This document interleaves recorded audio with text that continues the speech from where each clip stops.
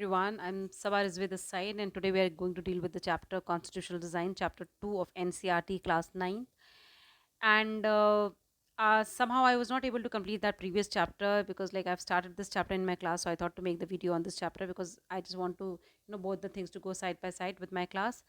But I'll definitely complete that chapter as well. But for the time being, let's start with this chapter. और फिर मैं बाद में जैसे ही मुझे इसी चैप्टर ख़त्म होता है मैं उस चैप्टर के भी जो रिमेनिंग पार्ट है वो मैं कंप्लीट करूँगी क्योंकि in the class it is practically not possible for me to deal with each and every line so I started making this videos जो आपको मेरे बच्चों को जो मुझे जिन्हें मैं पढ़ा रही हूँ उसके अपार्ट जो बाकी बच्चे हैं उनके लिए भी एक तरीके से हेल्प आउट करेगा। देखो, जो चैप्टर का नाम है वो कॉन्स्टिट्यूशनल डिज़ाइन, मतलब डिज़ाइन कैसे किया गया है कॉन्स्टिट्यूशन को किस तरीके से डिज़ाइन किया गया है। तो अब क्या है इसमें बेसिकली मैं ये चाहती हूँ कि इस चैप्टर को साइड बाय साइड जो इम्पोर्टेंट लाइंस हैं उनको मैं मार्क भी कराती जाऊँगी जिससे क्वेश्चंस भी बन सकते हैं, चाहे वो आपके क्लास 9 के कोर्स के हिसाब से हों, चाहे वो आपके उसके हिसाब से हों कि या कोई कॉम्पिटिटिव एग्ज़ाम के लिए आप एनसीईआरटी की बुक पढ़ रहे हैं उसके हिसाब से भी। हर तरीके से मैं ये बताती हुई चलूँगी इस चैप्टर में, इस टॉपिक पे कि कैसे कैसे आगे डील करना है। तो सॉरी, कहाँ से आ गया, इरेज करो उसे। ठीक है, तो इसमें क्या है कि we noted in the previous chapter की डेमोक्रेसी में जो रूलर्स होते हैं हमने जाना है कि वो जैसे जो चाहे वो अपनी मर्जी का नहीं करते। कुछ बेसिक रूल्स होते हैं जो उन्हें फॉलो करना होता है, सिटीजन्स को भी और गवर्नमेंट को। अगर ये सारे रूल्स को, ऐसे ही सारे रूल्स को हम क्या बोलते हैं, कॉन्स्टिट्यूशन बोलते हैं, जो कि सुप्रीम लॉ होता है। उससे ऊपर कोई कानून नहीं होता है ना। हर चीज़ का कोई ना कोई कानून होता है, हर चीज़ का। आप थोड़ी ना है कि आप फुटबॉल को अगर हाथ पैर की जगह हाथ से खेलोगे तो उसको कानून वो तो फुटबॉल का लॉ नहीं है ना। फुटबॉल का लॉ तो यही है, उसका रूल तो यही है ना कि आपको पैर से ही मारना है। अगर हाथ से मारेंगे तो आप वॉलीबॉल खेल रहे हैं, है ना। तो इसी तरीके से हर चीज़ का एक रूल होता है, सर्टेन रूल्स एंड रेगुलेशंस होते हैं जिसके बगैर एक छोटा सा गेम नहीं खेल सकते। तो फॉरगेट अबाउट पूरी कंट्री को रूल करना। और ये जो कॉन्स्टिट्यूशन होता है ये सिर्फ हमारा ये नहीं करता है कि हमारे राइट्स बताता है, बल्कि ये सबके as a supreme law of the country होता है ना। ये पूरी लाइन यहाँ से ही पूरा, ये सारी चीज़ें इंपॉर्टेंट है। ये चीज़ें as a supreme law of the country से लेके शुड फंक्शन तक ये सब इंपॉर्टेंट है। इन दिस चैप्टर भी कुछ हमारे कॉन्स्टिट्यूशन डिज़ाइन कैसे हुए, कैसे बनाया, हमें कॉन्स्टिट्यूशन की ज़रूरत कैसी है, कॉन्स्टिट्यूशन बनाया कैसे जाता है, कौन उन्हें बनाता है, किस तरीके से बनाया गया, क्या होता है किसी डेमोक्रेसी में, कॉन्स्टिट्यूशन की वैल्यू क्या होती है ना। ये सारी चीज़ों को इसमें रखा गया है। सॉरी, ये क्या हो जाता है, यही है ना, ज़्यादा टेक्नो का यूज़ मुझे आता नहीं है जिसकी वजह से ये इश्यूज़ हो जाते हैं। एनीवेज, तो फिर आगे हम बढ़ते हैं। नेक्स्ट पेज क्या कहता है। अब जो तुम्हारी बुक में है democratic constitution in south Africa, उसका बेसिकली काम तुम्हें तो नहीं है, एटलीस्ट क्लास 9 के बच्चों को तो नहीं है क्योंकि एनसीईआरटी ने इस सेक्शन को ख़त्म कर दिया है। बट हमें थोड़ा सा नॉलेज, थोड़ा सा हमें पता होना चाहिए। तो सबसे पहले जो ये नेल्सन मंडेला हैं, और जाहिर सी बात है ये कोई मामूली आदमी नहीं है, इनको मैं महात्मा गांधी के बराबर ही रखती हूँ। और इन्होंने क्या बोला, I have fought against the white domination, I have fought against the black domination, I have cherish the idea of a democratic and a free society in which all persons live together in harmony and with equal opportunities. It is an ideal which I hope to live for and to achieve, but if needs be, it is an ideal for which I am prepared to die. These lines are like too much. It has a lot of meanings. उसने ये बोल रहे हैं कि मैंने white domination से भी face किया है और मैंने ब्लैक डोमिनेशन से भी फेस किया है। मुझे एक डेमोक्रेटिक एंड फ्री सोसाइटी चाहिए जहाँ सब बराबर से रहें, हार्मनी से रहें और इक्वल अपॉर्चुनिटी सबको मिले। ठीक है, तो ये थे हमारे नेल्सन मंडेला, जिनको देशद्रोह के केस में वाइट साउथ अफ्रीकन गवर्नमेंट ने इनको जेल में डाल दिया था। And he was sentence to life imprisonment for 28 years.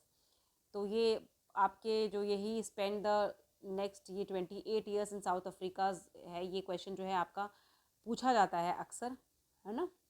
ये अक्सर पूछ लेते हैं ये आपसे कि ये वाला क्वेश्चन जो है ये आपका कितने ईयर्स के किए थे, ये वाला 28 इस वाले 28 ईयर्स ये अक्सर ये सवाल पूछा सकता है। उसके अलावा पूछा सकता है कि एपाथीट क्या होता है। एपाथीट की डेफिनेशन आपका एपाथीट की डेफिनेशन भी इसमें आपका आता है कि एपाथीट की डेफिनेशन क्या है। तो एपाथीट है ये आपका 28 ईयर्स है आपका, है ना। ये सारी चीज़ें जो है ना, ये सब चीज़ें आपके लिए इम्पोर्टेंट है। एपाथीड है, और ये 28 ईयर्स वाली बात, ये सब चीज़ें क्वेश्चन आपसे पूछा सकता है कि व्हाट इज़ एपाथीड। आपके लिए 9th वालों के लिए ना सही, लेकिन आगे जाके जो कॉम्पिटेटिव एग्जाम की तैयारी वगैरह कर रहे हैं उनके लिए ये हेल्प आउट करेगा। तो एपाथीड क्या थी? ये नेम था, एक यूनिक सिस्टम था जो कि was a name of a system, ठीक है, of a racial discrimination unique to South Africa.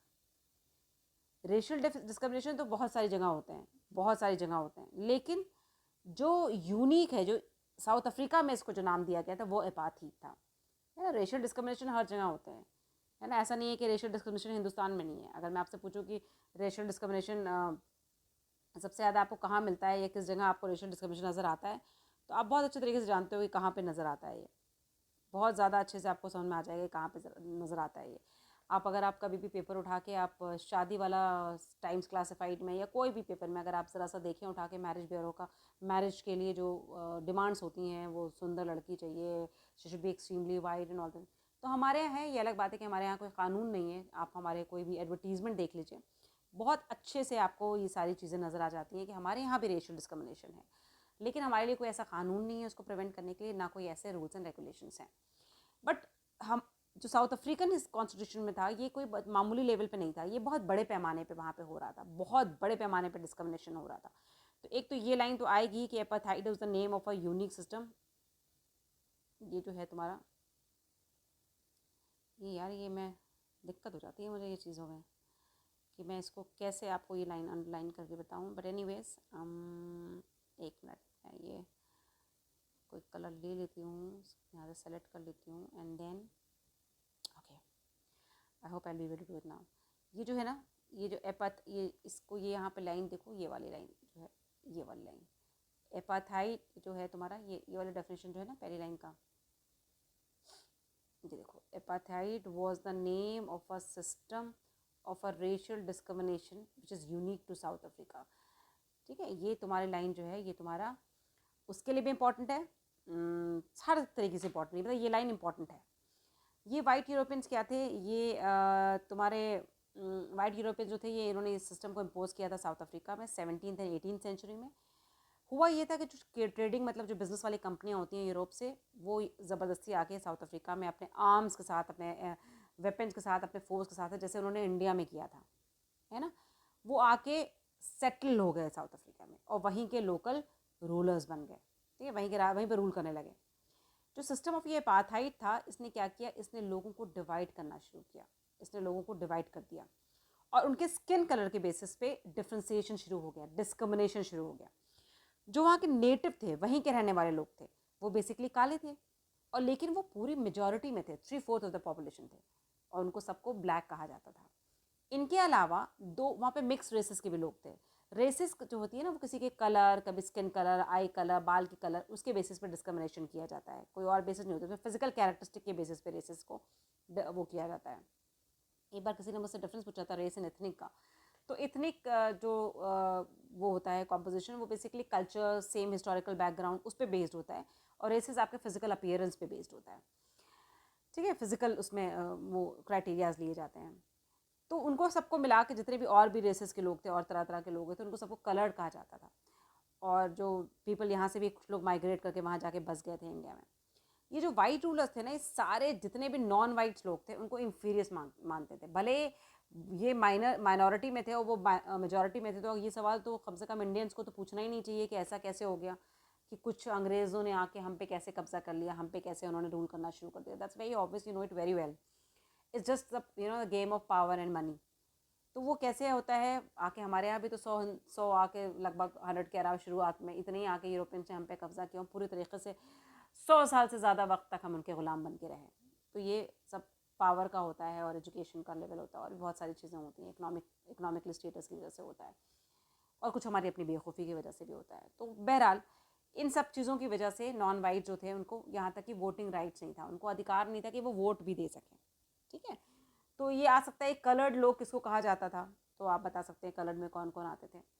एपाथीड system जो होता है, ये पर्टिकुलरली ऑप्रेसिव था ब्लैक्स के लिए, और ये वाइट एरियाज़ में ये रह नहीं सकते थे, वो कहीं काम नहीं कर सकते थे, है ना, उनको परमिट लेना पड़ता था। ट्रेन, बसेस, टैक्सीज़, होटल, ये सारी जगह जो थी, वो सारी चीज़ें जो थी वो आपके लिए वाइट्स के लिए नहीं थी, सब अलग अलग कर दिए गए थे, सबके अलग अलग, वाइट्स के अलग थे, ब्लैक्स के अलग थे, है ना। वो चर्चेस भी नहीं विजिट कर सकते थे जहाँ वाइट जाते थे, ना कोई एसोसिएशन बना सकते थे, ना कोई प्रोटेस्ट करते थे, चाहे उनके साथ कुछ भी किया जा सके। 1950 के बाद ब्लैक कलर जो इंडियंस थे उन्होंने apartheid, I am not able to pronounce it correctly, I don't know why every time I learn it how to say it and then again I forget it, it doesn't matter. ठीक है, तो एपाथीड system से क्या हुआ कि वो they started like उनको problem होने लगी। भाई जाहिर सी बात है, how long can you how long can you pressurise someone, how long can you torture someone, there is a time when things get saturated and वो आ जाता है बाहर। तो अफ्रीकन नेशनल कांग्रेस एक ऑर्गेनाइजेशन बनाई गई और उसके तहत इस जो पॉलिसी ऑफ सेग्रीगेशन थे। अब पूछा जाएगा कि मैं 9th के बच्चों के लिए नहीं कह रही, आम जो लोग तैयारी कर रहे हैं उनको ये पता होना चाहिए कि पॉलिसी ऑफ सेग्रीगेशन क्या है। तो ये पूछा सकता है कि what is policy of segregation, तो आपको पता होना चाहिए कि जो सेपरेशन किया गया था, ये वाली लाइन जो पर हमने पढ़ी थी ऊपर ऊपर वाले पैरे में पूरा लिखा हुआ है, वो चीज़ जो है उसको हम पॉलिसी ऑफ सेग्रीगेशन कहते हैं। इसमें क्या थे, इसमें बहुत सारे पार्टीज़ के लोग थे, कुछ सेंसिटिव वाइट्स ने भी ज्वाइन कर लिया था, है ना, और इन लोगों ने बहुत इंपॉर्टेंट रोल प्ले किया। खैर इस तरीके से प्रोटेस्ट हुआ, बहुत धीरे धीरे हुआ, गवर्नमेंट को रियलाइज़ हुआ, जैसे यहाँ पे भी रियलाइज़ हो गया था कि हम इनके यहाँ के विद्रोह को, यहाँ के रेबेलियंस को, यहाँ की मूवमेंट्स को रोक के नहीं रख सकते ज़्यादा देर तक। तो धीरे धीरे एक वो शुरुआत हो गई। अब ये इस कदर बढ़ गया कि गवर्नमेंट को लगा कि अब वो ब्लैक्स को अपने अंदर दबा के नहीं रख सकते, इसलिए उन्होंने वाइट रिजाइन जो था उसने भी पॉलिसीज़ को चेंज किया। जितने भी डिस्क्रिमिनेटरी लॉज थे, जितने भेदभाव वाले लॉज थे, उसको ख़त्म किया गया। सारी पॉलिटिकल पार्टीज़ को बैन कर दिया गया, ये हटा दिया गया, जबकि कोई दूसरी पॉलिटिकल पार्टी नहीं बनती है, उसको हटा दिया गया। मीडिया पे सारे रिस्ट्रिक्शंस हटा दिए गए। 28 साल के बाद जेल से निकलने के बाद नेल्सन मंडेला जो थे बहुत ही फ्री मैन जब निकले, और 26 अप्रैल 1994 को नया कॉन्स्टिट्यूशन, नया national flag of the Republic of south Africa को वो किया, फहराया गया, ताकि क्योंकि नई डेमोक्रेसी की पैदाइश हो चुकी थी। एपाथाइड गवर्नमेंट जो थी वो एंड में आ गई। ये सवाल सिविल सर्विसेज की तैयारी करने वाले लोग या किसी कॉम्पिटिटिव एग्जाम की तैयारी करने वाले लोगों के लिए इंपॉर्टेंट है। डेट कौन सी है, आप ये चाहें तो आप इसको मार्क कर लें कि 26 अप्रैल 1994 को ऐसा हुआ था। ओके, तो फिर क्या हुआ कि फिर ये चलता रहा। उसके बाद क्या हुआ, ये हुआ कैसे, ऐसा थोड़ी ना होगा कि मंडेला साहब आए और एक दिन बैठ के कॉन्स्टिट्यूशन आ गए, ऐसा कुछ नहीं था। बहुत टाइम लगा, काफ़ी वक्त के बाद एक ऐसा कॉन्स्टिट्यूशन बनाया गया, क्योंकि जाहिर सी बात है वाइट्स को डर था कहीं मेजॉरिटी रूल ना आ जाए, मेजॉरिटी में तो ब्लैक्स एंड कलर्ड पीपल थे, इनका रूल आ जाएगा तो कहीं वो हमसे बदला ना लें। लेकिन एक बार महात्मा गांधी ने बहुत अच्छी बात कही है, an eye for an eye makes a country blind, and that's very true. अगर आप आँख के बदले आँख लेंगे ना तो पूरी कंट्री अंधी हो जाएगी। ये नहीं कि तुम क्योंकि भाई हमने तुमसे आँख मांगी, तुमने हमसे आँख मांगी, दोनों ने आँखें दे दी तो अंधे हो गए ना हम सब लोग। तो ये नहीं होता, यानी रिवेंजफुल नहीं होना चाहिए। और इसी बात का ख्याल रखा गया साउथ अफ्रीकन कॉन्स्टिट्यूशन में कि ऐसा ना हो कि जो फेलो ब्लैक्स हैं या वो अब रूल करने लगे, या वो जो भी ब्राइट्स ने उनके साथ गलत किया है उसका बदला लेने लगे, कहीं ऐसा ना हो जाए। तो एक फियर फैक्टर दोनों कम्युनिटी में था, और मेजॉरिटी भी डर रही थी और माइनॉरिटी भी डर रही थी, दोनों लोग कहीं ना कहीं डर रहे थे। तो ये हुआ कि नहीं भाई, ऐसा कॉन्स्टिट्यूशन बनेगा जहाँ पे सबके चीज़ों का ख्याल रखा जाएगा, और कोई कोई मतलब इस तरीके की बात नहीं होगी, कोई मतलब ऐसा कोई मिसअंडरस्टैंडिंग दोनों कम्युनिटी में नहीं होने पाए। 2 साल का डिस्कशन हुआ, उसके बाद one of the finest constitution in the world बनकर सामने आया, जिसमें सारे लोगों को, सारे सिटीजन को बहुत अच्छे राइट्स दिए गए, एक्सटेंसिव राइट थे, बहुत राइट्स मिले। और उन्होंने मिल के सब बैठ के सोल्यूशन निकाला हर प्रॉब्लम का, कि किसी को भी एक्सक्लूड ना किया जाए, किसी को एज अ डीमन ना ट्रीट किया जाए कि भाई राक्षस है, इसने हमें बड़ा अत्याचार किया, तो बदला लेना है ना। तो उन लोगों ने कहा कि नहीं भाई, सबको मतलब जो भी प्रॉब्लम्स यहाँ पे आएंगे मिलके हम लोग सोल्यूशन ढूंढेंगे, और इस तरीके से preamble of the south African constitution जो है वो आ गया। अब क्या है, साउथ अफ्रीकन कॉन्स्टिट्यूशन ने पूरे दुनिया के डेमोक्रेसी में बहुत ज़्यादा इंप्रेशन डाला। वो स्टेट जो 1994 जब तक कि वो रिपब्लिक डिक्लेयर नहीं हुआ था तब तक तो कोई उससे बात नहीं करता, मतलब कोई ज़्यादा उसकी कोई डिनाउंस था, लोग नेग्लेक्ट करते थे उस स्टेट को। और सडनली एकदम से इम्पॉर्टेंट हो गया, लोगों ने उसको एज अ मॉडल माना कि भाई ये तो एक आदर्श है डेमोक्रेसी का। और ये चेंज कैसे हुआ था, लोगों, साउथ अफ्रीका के लोगों का के डिटर्मिनेशन की वजह से, जिन्होंने एक बिटर एक्सपीरियंस को binding glue of the rainbow nation बना दिया। रेनबो नेशन क्यों कहते हैं, अब ये सवाल आ सकता है। देखो ये हर मतलब तुम लोग 9th के को तो कोर्स में नहीं है, लेकिन ये जो सिविल्स एस्पिरेंट्स हैं उनके लिए मैं बता रही हूँ, या किसी भी कॉम्पिटिटिव एग्जामिनेशन में ये क्या डायग्राम बनाया मैंने, वाह, एक बड़ा कर लो पहले, फिर you can do it like this, right. तो ये रेनबो जो है ना, कहाँ गया ये रेनबो नेशन, पूछा सकता है कि रेनबो नेशन क्यों कहा जाता था, क्योंकि because of the coloured people there, तरह तरह के लोग वहाँ पे रहते थे, इसलिए इसको रेनबो नेशन कहते थे। ओके, अब ये साउथ अफ्रीका के कॉन्स्टिट्यूशन के बारे में हो गया। अब यहाँ से why do we need constitution से हमारे क्लास 9 के बच्चे भी जुड़ सकते हैं, और ये मैं आपके नेक्स्ट वीडियो में ये टॉपिक करती हूँ। टिल देन टेक केयर, खुदा हाफिज़।